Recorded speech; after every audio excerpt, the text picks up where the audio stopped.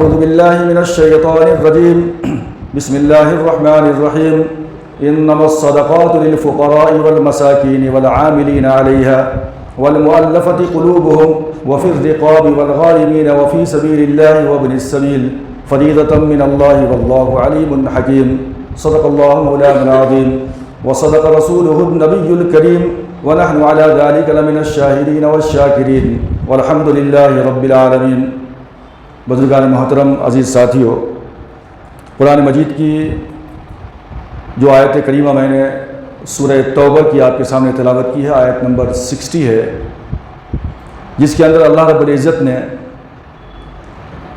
زکوٰۃ کے جو مد ہیں، مدات ہیں کہ زکوٰۃ کن کن لوگوں کے اوپر خرچ کی جا سکتی ہے، اللہ نے 8 یعنی مدات کا ذکر کیا ہے کہ یہ فلاں 8 لوگ ایسے ہیں، 8 جماعتیں ایسی ہیں کہ جن کے اوپر زکوٰۃ کی رقم خرچ کی جا سکتی ہے، دی جا سکتی ہے۔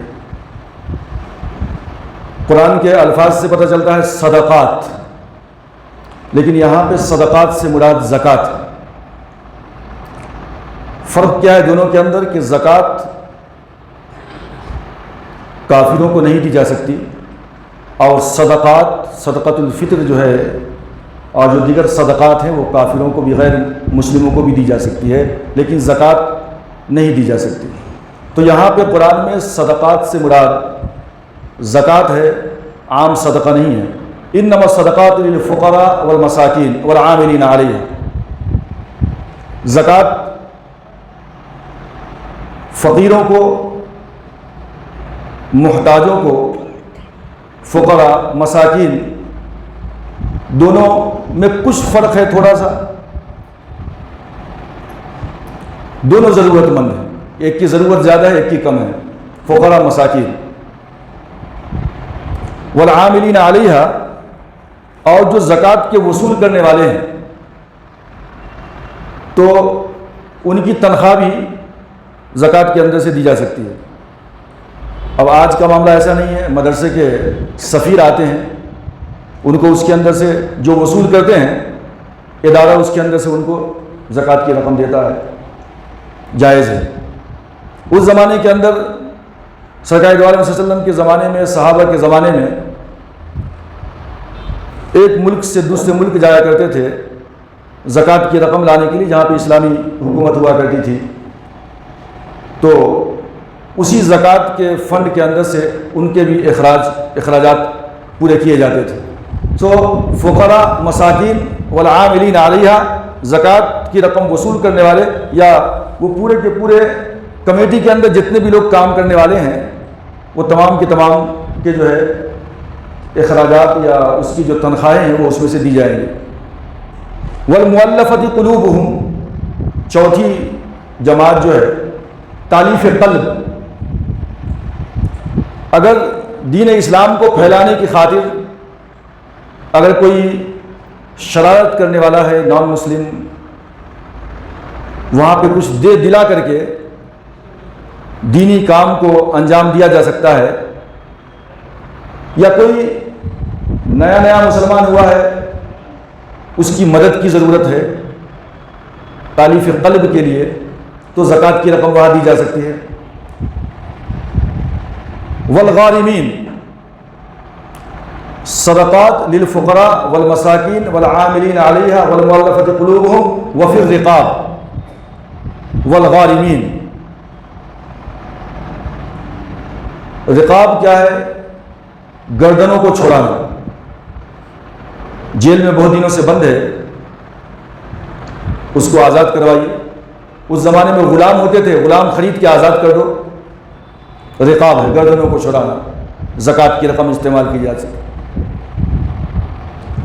غارمین، جس کے اوپر تاوان پڑ گیا ہو، بہت بڑا بوجھ پڑ گیا ہو، مثلا کوئی بہت زیادہ مقروض ہے، قرض میں دبا ہوا، نکل نہیں پا رہا باہر، ادا کرنے کی طاقت و قوت نہیں ہے اس کے پاس، زکوٰۃ کی ایک رقم جمع ہے، تو اس زکوٰۃ کی رقم کے اندر سے ایک آدمی جو قرض میں ڈوبا ہوا پریشان ہے، اس کو اس قرض سے نجات دلایا جا سکتا ہے، یعنی اس کے قرض کی ادائیگی کی جا سکتی ہے آپ کی زکوٰۃ کی رقم سے۔ والغارمین وفی سبیل اللہ وابن السبیل، اللہ کے راستے میں جہاد کرنے والے مجاہدین کے اوپر زکوٰۃ کی رقم خرچ کی جا سکتی ہے۔ مدارس کے اندر جو طلبہ پڑھنے والے ہیں ان پہ زکوٰۃ کی رقم خرچ کی جا سکتی ہے۔ اور آج کے دور کے اندر جس وقت انگریزوں کا دور تھا تو اس وقت بھی اس کی اشد ضرورت تھی کہ مکاتب اور مدارس کی حفاظت کی جائے۔ مدارس کے اندر جہاں پہ مستحقین طلبہ موجود ہیں، جہاں پہ واقعی میں دین اسلام کا کام ہو رہا ہے، تو ایسے جگہوں کے اوپر زکوٰۃ کو استعمال کرنا، اس کی رقم کو بہت زیادہ بہتر ہے، چونکہ یہ مدارس، یہ مکاتب ہیں جو اصل میں دین اسلام کے یہ قلعے ہیں۔ انگریزوں کے زمانے میں بہت بڑے پادری، پوپ یورپ سے آ رہے تھے ہندوستان کی سرزمین کے اندر، مسلمانوں کو دین سے انحراف کرنے کے لیے بڑے بڑے ڈیبیٹس ہو رہے تھے اسلام اور کرسچینٹی کے بیچ کے اندر۔ بہت زیادہ مال پانی کی طرح وہ خرچ کر رہے تھے انگریز، تاکہ بھولے بالے غریب مسلمانوں کو اپنی طرف کیا جائے۔ اور آج بھی جو لوگ دین اسلام کے کام میں لگے ہوئے ہیں، اسلام کی تعلیم اور اس کی ترویج کے اندر، دیہاتوں کے اندر جو لوگ اس کام میں مصروف ہیں، وہ اچھی طرح جانتے ہیں کہ آج بھی مسلمانوں کی ایسی بہت کم کمیونٹی ہے اور ایسے گروپ ہیں، ایسے گروہ ہیں کہ جو کہیں پہ قرض دیتا ہو کسی کو بلا سودی قرض، 1 لاکھ 2 لاکھ نہ دے، 10,000 25,000 50,000، بہت کم ایسا ہوتا ہے کہ جہاں پہ یہ سلسلہ چلتا ہو۔ لیکن میں نے دیکھا ہے، میں جانتا ہوں کرسچینٹی کے اندر یہ موجود ہے۔ سنڈے میں ایک دن جانا ہے، ان کا پروگرام میں شرکت کرنا ہے، ان کو سننا ہے، اور عورتوں کے نام کے اوپر 25,000 آج سے 15-20 سال پہلے دے رہے تھے، آج اس کی رقم اور زیادہ ہوگی۔ تو اس طریقے سے پیسہ دو، اور اگر بعد میں نہیں دے سکے تو معاف بھی کر دیتے، اور بڑی رقم اگر ہو گئی کنورٹ ہو جاؤ، معاف ہو جائے گا۔ تو اس طریقے سے اس زمانے میں تو بہت زیادہ تھا۔ جتنے مجاہدین تھے، جو علماء حضرات تھے، وہ تمام کے جو بچے یتیم ہو جاتے تھے، ان بچوں کو یہ انگریز اڈاپٹ کرتے تھے، مشنری اسکولز کے اندر ڈالتے تھے تاکہ ان کو انگریزی پاٹ پڑھایا جائے، اور جو ہے ان کو حضرت عیسیٰ علیہ السلام سے قریب کیا جائے بچپنے سے۔ العلم فی الصغر کالنقش فی الحجر، بچپنے کا علم ایسا ہوتا ہے قلب کے اوپر جیسے پتھر پہ ماری ہوئی لکیر، بہت امپیکٹ ہوتا ہے بچوں کے دل و دماغ کے اوپر بچپن کی ایجوکیشن کا۔ لارڈ میکالے نے جب اسکول کا نصاب بنایا تھا نا، تو اس نے اپنی ماں کو یہی خط لکھا تھا نا کہ میں نے ہندوستان کے اندر ایسا نصاب تعلیم تیار کیا ہے کہ آج سے 30 سال کے بعد یہ چہرے اور بشرے اور شکل و شباہت کے اعتبار سے تو انڈین ہوں گے، لیکن ان کے بلڈ کے اندر اور ان کا کلچر، ان کی تہذیب، ان کا تمدن، ان کی سوچ، ان کی فکر یہ انگریزوں کی ہوگی۔ یہ سب ہمارے ہو جائیں گے آج سے 30 سال کے بعد، 20 سال کے بعد، جب یہ 10 کلاس پڑھ کے نکلیں گے، 18-20 سال کی عمر ہوگی، تو یہ بظاہر انڈین ہوں گے، لیکن انٹرنل یہ ہمارے ہو جائیں گے۔ ہماری سوچ، ہماری فکر، ہمارے قوانین کو یہ اندر سے قبول کریں گے۔ یہ تھا اسکول کا نصاب، یہ تھا انگریزوں کی وہ چال جو اس زمانے میں چلی گئی تھی، اور آج بھی اسکولز کے اندر وہی نصاب تعلیم چل رہا ہے، وہی کلچر فروغ پا رہا ہے، اور ہم مسلمان اتنی بڑی بڑی زکوٰۃ کی رقمیں نکال کر بھی کوئی اچھے انسٹیٹیوشن بنانے کے قابل نہیں رہے۔ آج بھی ہم کوئی نصاب کے اندر تغیر و تبدل کرنے کے قابل نہیں رہے۔ ایک چھاپ انگریزوں نے ایسی چھوڑی تھی، وہ آج بھی ہے۔ لہٰذا میں کہہ رہا تھا کہ دین مدارس کے اندر زکوٰۃ کی رقم کو خرچ کرنا زیادہ بہتر ہے، کیونکہ یہ دینی مدارسی اسلام کے قلعے ہیں یہ آج، ورنہ یہ ٹوپی کرتا پاجامہ کچھ نظر نہیں آئے گا، سب ختم ہو جائیں گے۔ کہیں پہ کوئی مل جاتا ہے زکوٰۃ کا وصول کرنے والا، غلط رسید چھاپ کر کے آ جاتا ہے، ہوتا تو ہے وہ بھی زکوٰۃ کا مستحق غریب ہی ہوتا ہے، لیکن اس کی زبردست پٹائی بھی کر دیتے ہیں ہم لوگ، کئی ویڈیوز آتی رہتی ہیں۔ تو مدارس کے اندر پڑھانے والے جو علماء حضرات ہیں وہ سب کے سب بھی زکوٰۃ کے مستحق ہیں آلموسٹ. آپ کی رقم مدرسے میں جاتی ہے، اگر مولانا بھی لے لیتے ہیں تو آپ کی زکوٰۃ ادا ہوگی، وہ بھی زکوٰۃ کے مستحق ہے مولانا بھی. اور جو بچے پڑھنے والے ہیں سوائے چند کے جو لوگ اپنی فیس ادا کرتے ہیں، مالداروں کے بچے کم پڑھتے ہیں، ایسے غربا ہوتے ہیں. انما الصدقات للفقراء والمساکین، مدارس میں پڑھنے والے یہ غریب غربا فقراء مساکین کے بچے ہی وہاں پڑھتے ہیں. لہٰذا ایسے بھی قرآن نے پہلے کہا فقراء مساکین کا حق پہلے ہے، لہٰذا اگر مدارس کو ہم زکوٰۃ کی رقم دیتے ہیں تو فقراء مساکین کو دینے کے مماثل ہی ہے. اب ایسے فقراء مساکین ہمارے پاس آ جائیں تو ان کو بھی دینا بہت اچھی بات ہے، زیادہ حق ہے ان کا. تو اللہ کے راستے میں جہاد کرنے والے اور وہ اپنی سبیل جو مسافر ہیں ان کے اوپر بھی. مجھے آج زکوٰۃ کے اوپر کچھ بات کرنی نہیں ہے، مجھے اصل میں صدقۃ الفطر پہ بات کرنی ہے. میں یہ بتانا چاہ رہا تھا کہ زکوٰۃ کن کن لوگوں کو دی جا سکتی ہے. جو مدعات ہیں زکوٰۃ دینے کے وہی مدعات ہیں صدقۃ الفطر ادا کرنے کے. یعنی جن لوگوں کو زکوٰۃ کی رقم دی جا سکتی ہے انہی 8 لوگوں کو صدقۃ الفطر کی رقم بھی دینا ہے. فرق یہ ہے کہ زکوٰۃ کی رقم غیر مسلموں کو نہیں دی جا سکتی، صدقۃ الفطر کی رقم غیر مسلموں کو بھی دی جا سکتی ہے. زکوٰۃ پہ کچھ باتیں گزشتہ میری ہوئی تھی، اب کئی لوگوں نے سوال کیا صدقۃ الفطر کے بارے میں، وقت قریب ہے تو بہتر یہ ہے کہ کچھ باتیں آپ کے سامنے گوشے گزار کی جائے صدقۃ الفطر کے متعلق. اسلام کا مزاج مال و دولت کو جمع کر کے رکھنے کا نہیں ہے بلکہ دینے کا ہے. اور اللہ کے رسول نے ارشاد فرمایا تھا کہ شہر المواسات یزداد فیہ رزق المومن.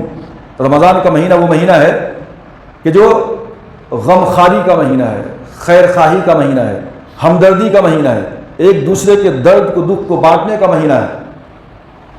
اور جب ہم اس طرح کرتے ہیں کہ اپنے مال کو خرچ کرتے ہیں، ان فی المال حق سوی الزکوٰۃ، یعنی مال کے اندر زکوٰۃ کے علاوہ بھی کچھ حقوق ہیں.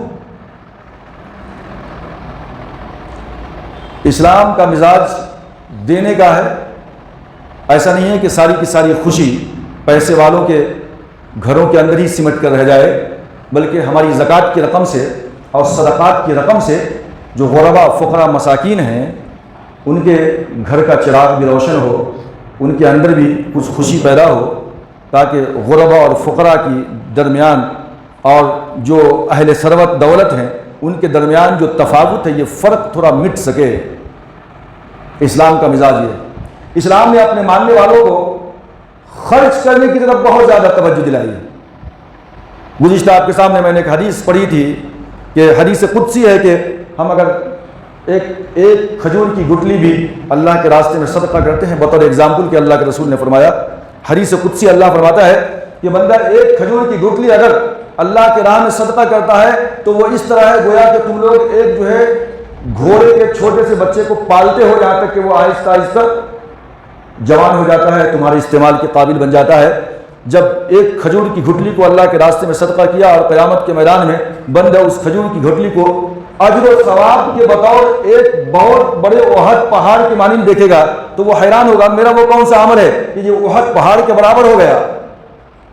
اللہ فرمائے کہ تم نے جو نیک نیت کے ساتھ، خلوص صدق نیت کے ساتھ ایک معمولی سی گٹلی اللہ کے راستے میں صدقہ کی تھی، میں نے اس کی پرورش کی اور آج جو ہے یہ احد پہاڑ کے برابر تمہارے اجر و ثواب تمہارے قسمت میں تمہارے نام اعمال میں لکھ دیا گیا ہے. تو اسلام کا مزاج ہے دینے کا، غمخواری کا، ہمدردی کا، اور خاص طور پہ اس مہینے کے اندر جتنے بھی ہمارے سابقین ہیں. گزشتہ میں نے صحابہ کرام کے اندر سے کچھ ایگزامپل آپ کے سامنے پیش کیا تھا، لیکن ہم دیکھتے ہیں کہ جتنا زیادہ لینے کا، دینے کا، ایک دوسرے کے ساتھ جو ہے اپنے مال کو تقسیم کرنے کا، غم گساری کا، ہمدردی کا جو مادہ مسلم قوم کے اندر ہے کسی دوسری قوم کے اندر یہ نظر نہیں آتا. گزشتہ ہم نے صحابہ کا ذکر کیا تھا، ابن عوف کا ذکر کیا تھا، حضرت عائشہ رضی اللہ تعالیٰ عنہ کا ذکر کیا تھا، حضرت امام حسن رضی اللہ تعالیٰ عنہ کے صدقہ کا ذکر کیا تھا میں نے، لیکن اس سے ہٹ کر کے اگر آپ علماء کو دیکھیں گے، امام اعظم ابو حنیفہ رحمۃ اللہ علیہ، فقہ حنفی کے امام، جب ان کی وفات ہوئی ہے تو جو اماؤنٹ تھا ان کے پاس، اس کی تعداد کتابوں میں 75 کروڑ لکھی ہے، یا 56 کروڑ، 56 کروڑ اماؤنٹ، رقم ان کے پاس تھی۔ زندگی میں کرتے کیا تھے؟ رمضان کا مہینہ آیا، پورے کوفہ کے اندر کون کس قد کا ہے، تمام کے تمام جو ہے ان کے پاس ماپ موجود ہوتے تھے، یعنی غربا فقراء مساکین کی لسٹ، فہرست بنتی تھی، اور وہاں سے نئے کپڑے ان کو جاتے تھے۔ امام اعظم ابو حنیفہ رحمۃ اللہ علیہ پورے کوفے کے اندر، اور فقہ حنفی جو مرتب ہوا کئی جلدوں کے اندر، بڑے بڑے فقہا جو بیٹھے، علماء کی جو کمیٹی بنی، امام ظفر، امام ابو یوسف، یہ سب کون ہیں؟ امام اعظم ابو حنیفہ رحمۃ اللہ علیہ کے شاگرد میں امام ابو یوسف، اور مہینوں ہفتوں ایک مسئلے کے اوپر فقہا کے درمیان تقریباً 50 علماء کی فقیہوں کی کمیٹی تھی، ایک مسئلے کے اوپر بحث و مباحثہ ہوتا، ہر شخص اپنی اپنی دلیلیں پیش کرتا، جس کی دلیل قوی ہوتی، میجارٹی جس طرف ہوتی، اسی کو لکھ دیا جاتا۔ کبھی شاگرد نے استاد سے مخالفت کیا، ایسا بھی ہوا۔ یہ جو 50 کی کمیٹی تھی علماء کی، جو صرف یہ ریسرچ کے کام میں لگے ہوئے تھے، اس کا خرچ کون دیتا تھا؟ یہی امام اعظم ابو حنیفہ رحمۃ اللہ علیہ کی شخصیت تھی کہ تقریباً 1 لاکھ کا خرچہ ماہانہ آتا تھا ان کو تنخواہ دینے کے لیے، علماء کو صرف۔ یہ امام اعظم ابو حنیفہ رحمۃ، ان کی داد و دہش کا عالم یہ تھا۔ ہمارے سامنے ایک ایگزامپل ہے کہ اللہ نے ان کو دولت سے نوازا تھا، بہترین تاجر تھے، بہترین عالم تھے، لیکن اپنے مال کا استعمال انہوں نے کس طریقے سے کیا۔ ایک مرتبہ 20,000 کسی نے آپ سے قرضہ لیا، وقت متعین تھا کب دینا ہے، دیا نہیں، جیسے دیکھتا گلی بدل دیتا، بھاگ جاتا ہوں، وقت گزر گیا۔ تو ایک دن امام اعظم ابو حنیفہ رحمۃ اللہ علیہ نے دیکھا کہ وہ جس گلی میں مجھ کو دیکھ کر کے گھسا ہے، آپ بھی اس کے پیچھے دوڑ کر گئے اور قریب جا کر کے دامن پکڑ لیا اسے۔ بولے بھائی کیا بات ہے، مجھ سے کتراتے کیوں ہوں، نظریں چراتے کیوں ہوں؟ تمہارے کترانے کا مطلب مجھ کو دیکھ کر انجان ہو جانے کا مطلب یہ ہے کہ تمہارے پاس مجھ کو واپس کرنے کے لیے قرض کی رقم نہیں ہے، لہذا ٹھیک ہے تم قرض مت دو، لیکن میرے اور تمہارے درمیان جو تعلقات ہیں نا، یہ تعلق کو خراب مت کرو بھائی، میں نے وہ قرض معاف کر دیا۔ یہ صفت ہمارے بڑوں کی، ہمارے اکابر کی ہے، ہمارے علماء کی ہے۔ معبد جوہنی بہت بڑا گویہ تھا، غزل کہنے والا، خلیفہ منصور کے زمانے میں تھا یہ۔ خلیفہ منصور روزانہ 10,000 درہم تھا، دینار تھا، کیا تھا، اس کو دیا کرتا تھا۔ روزانہ 3 بکرے، ایک بکرا ذبح کیا ہوا، 2 بکرا زندہ تھا، گانے والا، بادشاہ کے محل میں غزل سناتا تھا، 10,000 روزانہ۔ اور کسی اور امیر کے پاس اگر وہ غزل سنانے کے لیے گیا تو اس کی فیس تھی 40,000 درہم، ایک دن کی فیس لوگ دیتے تھے، اور بادشاہ کے محل سے روزانہ 10,000، 3 بکرے۔ وجہ کیا تھی؟ مہمان نوازی اس کے اندر کوٹ کوٹ کر بھری ہوئی تھی۔ اس کا بیٹا کہتا ہے کہ اگر میرا باپ چاہتا تو سونے اور چاندی کی اینٹوں سے اپنے محل کو تعمیر کر سکتا تھا وہ، لیکن اس نے کیا نہیں۔ اس نے جتنا بھی حاصل کیا دنیا، اس نے غربا پہ، فقراء پہ اور مہمان نوازی کے اندر خرچ کر دیا، یہاں تک کہ جب جو ہے معبد جوہنی مرا ہے تو بیٹا کہتا ہے کہ 90 لاکھ کا قرضہ وہ چھوڑ کر گیا تھا جو اس کے بیٹے نے ادا کیا۔ یہ معمولی سے امت مسلمہ کے اندر جو گویے ہیں، گانے والے غزل، ان کے اندر بھی یہ سخاوت اس طرح کوٹ کوٹ کر بھری ہوئی تھی۔ تو یہ امت مسلمہ کا یہ شیوہ ہے، یہ شعار ہے کہ یہ دینے والی قوم ہے، بخارت اس کے اندر نہیں ہے، کیونکہ اللہ کے رسول نے فرمایا کہ جو السخی ہے، السخی حبیب اللہ قریب من اللہ، جو جنرس پیپل ہے، سخاوت کرنے والا، اللہ کا حبیب ہے، اللہ کا دوست ہے اور اللہ کے قریب ہے۔ والبخیل، بخیل کیا ہے؟ مائزر کون ہے؟ بخیلی جس کے اندر ہے، عدو اللہ، وہ اللہ کا دشمن ہے، بعید من اللہ، اللہ سے بہت دور ہے۔ کون مسلمان بخیل بننا چاہے گا؟ اللہ سے دشمنی مول لے گا۔ ہر مسلمان چاہے گا کہ وہ اللہ کا محبوب ہو جائے، اللہ کے قریب ہو جائے۔ چلنے دوں۔ تو یہ سخاوت، رمضان کا مہینہ ہے، اللہ کے رسول نے فرمایا کہ ہوا شہر المواسات، یہ غمخواری کا مہینہ ہے، ایک دوسرے کے دکھ درد کو بانٹنے کا مہینہ ہے، غربا فقراء اور ضرورت مندوں کا خیال کرنے کا مہینہ ہے، اور اس کی برکت سے شہر یزداد فیہ رزق المؤمن، جب ہم یہ کام کریں گے، الشیطان یعیدکم الفقر، اللہ تمہیں غریب یعنی شیطان تمہیں محتاجگی سے ڈراتا ہے، مال خرچ کرو گے تو محتاج غریب ہو جاؤ گے، لیکن اللہ وعدہ کرتا ہے کہ تمہیں اللہ تبارک و تعالیٰ غنی بنا دے گا اور برکت عطا فرمائے گا۔ خرچ کر کے دیکھو، خرچ کر کے دیکھو کس طرح خرچ کرتے ہو کتنا، اور کچھ ہی ایام کے اندر واپس کس طرح آتا ہے، وہ کہاں سے آتا ہے، وہم و گمان نہیں ہو پائے گا۔ یہ خرچ کی برکات، مومن کے رزق کے اندر برکت کی جاتی ہے اس مہینے کے اندر۔ لہذا اسی پہلو کو مد نظر رکھتے ہوئے آپ کے سامنے صدقۃ الفطر کی بات ہم کریں گے کہ صدقۃ الفطر نکالنا ہے کس کے اوپر واجب ہے، یہ سوال پیدا ہو جاتا ہے پہلے۔ تو پہلی بات تو یہ ہے کہ تمام لوگوں کے اوپر صدقۃ الفطر واجب نہیں ہے، جن پہ زکوٰۃ واجب ہے انہی پہ صدقۃ الفطر واجب ہے، ایک بات ہو گئی۔ دوسری بات، صدقہ نکالنے کا ظاہر سی بات ہے یہ قوم بڑی سخی ہے، سب کو شوق ہوتا ہے، لہذا پہلا کام تو یہ ہے کہ جو زکوٰۃ دینے کے قابل ہے اسی کے اوپر صدقۃ الفطر واجب ہے۔ بچے دوسرے لوگ جن کے پاس اتنا مال نہیں ہے، 7.5 تولہ سونا نہیں ہے، اتنی قیمت نہیں ہے، 52 تولہ چاندی نہیں ہے، مکان نہیں ہے کرائے کے جہاں سے کرایہ آتے ہوں، کوئی بہت بڑا بزنس نہیں ہے، تو لیکن اتنا تو ہے کہ اپنا مکان ہے، اپنی گاڑی ہے، گھر کے اندر بہت سارے فرنیچرز ہیں، قیمتی سامان ہیں، ضرورت اصلیت سے زیادہ ہے، پڑے ہوئے ہیں، کھیت ہیں، اس میں کاشتکاری نہیں ہوتی، کھیت پڑا ہوا ہے پڑتا، لیکن اگر اس کو بیچیں گے تو اس کی قیمت 7.5 تولہ سونا کے برابر ہو جائے گی، 52 تولہ چاندی کے برابر ہو جائے گی۔ کھیت ایسی معمول پڑا ہوا ہے، اگر کھیت میں کاشتکاری ہوتی ہے تو عشر ہے 10واں حصہ، لیکن کاشتکاری نہیں، ایسی پڑا ہوا ہے، تو اس کے اوپر بھی آپ کیا کریں گے، صدقۃ الفطر نکالیں گے۔ ایسے آدمی کے اوپر بھی صدقۃ الفطر جو ہے واجب ہے۔ صدقۃ الفطر کتنا ہے؟ ہم لوگ بہت آسانی کی راہ اختیار کر لیتے ہیں۔ اب دیکھو جتنے لوگ بیٹھے ہوئے ہیں اکثر و بیشتر واللہ عالم سوائے چند کے جن کو مسائل کا پتہ ہو، کتنا ہے صدقۃ الفطر بھائی؟ ہاں 70 روپے، 90 روپے، 100 روپے دے دو۔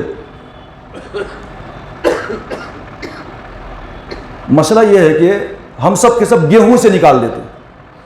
حدیث کے اندر کہ فرض رسول اللہ صلی اللہ علیہ وسلم زکوٰۃ الفطر صاع من تمر او صاع من شعیر علی العبد والحر والذکر والانثى والصغیر والکبیر من المسلمین،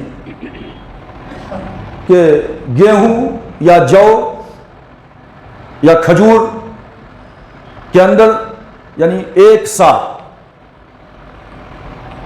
کھجور،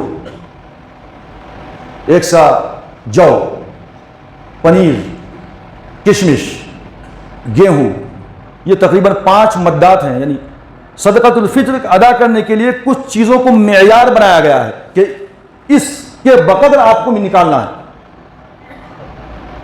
3.5 کلو کھجور بنے گا ایک سا کا، ایک سا اس زمانے کا پیمانہ، آج کی پیمائش 3.5 kg۔ اگر کھجور سے نکالتے ہیں زکوٰۃ تو 3.5 کلو کھجور نکالنا پڑے گا، 3.5 کلو کشمش نکالنا پڑے گا، 3.5 کلو پنیر نکالنا پڑے گا، اور گیہوں سے نکالتے ہیں، جو سے نکالتے ہیں تو بھی 3.5 کلو جو۔ اب 3.5 کلو جو کی قیمت آج کی مارکیٹ کیا ہے، 3.5 کلو کھجور کی آج کی مارکیٹ کیا ہے، 1000 ہے یا 1150 ہے یا 950 ہے، اسی کے 100-200 کے فاصلے سے تقریباً 1150، 1000، 1050، 900 کے آس پاس جو ہے ایک آدمی کا صدقۃ الفطر بنے گا۔ اگر کشمش سے، کھجور سے، جو سے، پنیر سے آپ صدقۃ الفطر نکالتے ہیں تو حدیث کے اندر تو ہے یہ بھی لیکن ان تمام کو ہم نے چھوڑ دیا، پکڑ لیا کس کو؟ گیہوں کو۔ گیہوں سستا ہے 40 روپے کلو، 60 روپے کلو، تو اب بنے گا 1 کلو 750 گرام، پونے 2 کلو، پونے 2 کلو کا کیا بنے گا آج کی مارکیٹ میں؟ 70 روپے، 80 روپے یا 100 روپے۔ اب سب کے سب 70-80 روپے نکال کر خوش ہو جاتے ہیں صدقۃ الفطر نکال لیا۔ نہیں، اللہ کے رسول کی حدیث کے مطابق کام نہیں ہو رہا۔